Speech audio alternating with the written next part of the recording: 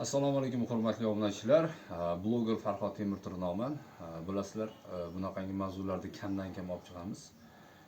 Boshida aytib o'tishim kerak, mana shu video ostidagi kartalar akani o'g'illariga tegishli hammasi va akani o'g'illarini men telefon nomerlarini qoldirib qo'yaman, o'zlariga aloqaga chiqaverasizlar. Hozirgi kunda biz Farg'ona viloyati Furqat tumani Qo'qonbo'y mahalla fuqarolar yig'ini Uzumzor ko'chasidamiz. Akamizning o'zlari o'pkalari kasal bo'lganligi uchun va ayollari hozirgi kunda jigar sirrozi 4-bosqichda bo'lganliklari uchun mana shu yerda murojaat bo'yicha turibmiz. Qisqa va lo'nda qilaman va savollarni o'zlariga beraman. Aka, assalomu alaykum.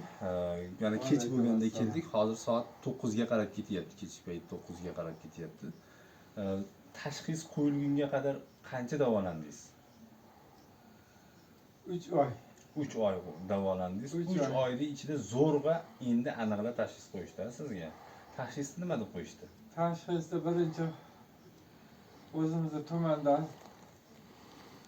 Qo'qon shahar tuberkulyozni больницasiga jo'natgan. Shu yerda vaqt bekarga o'tdi. 3 oy o'tib ketdi o'sha. 3 oy bekarga o'tdi. Noto'g'ri davolar.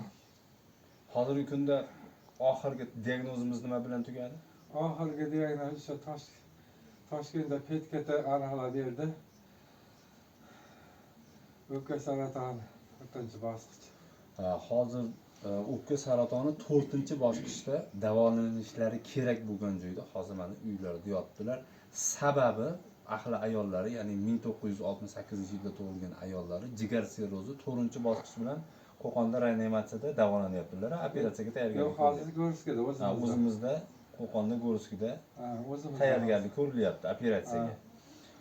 Bir oilada hozir 2 ta bemor, ya'ni operatsiyaga muhtoj. Baxti o'zlari 4-bosqich saratonda, ayollari 4-bosqich jigar sirrozi bilan hozir o'zimizning Furqat tumani tibbiyot birlashmasida operatsiyaga tayyorgarlik ko'rilyapti ekan.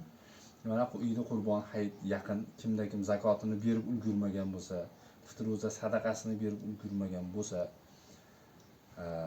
atab qo'ygani bo'lsa, marhamat bemalol o'zlariga telefon qilib yoki o'zlarining kartalariga tashlab berishingiz mumkin. Men bir sababchi odam va kartalariga ham, bularga ham hech qanday qarindoshchilik, tanish bilish joyim yo'q. Meni qo'limdan kelgan yordam ularga kelish, hol ahvollarini bilish va sizga bildirish. Men shunchaki o'rtada vositachiman xolos.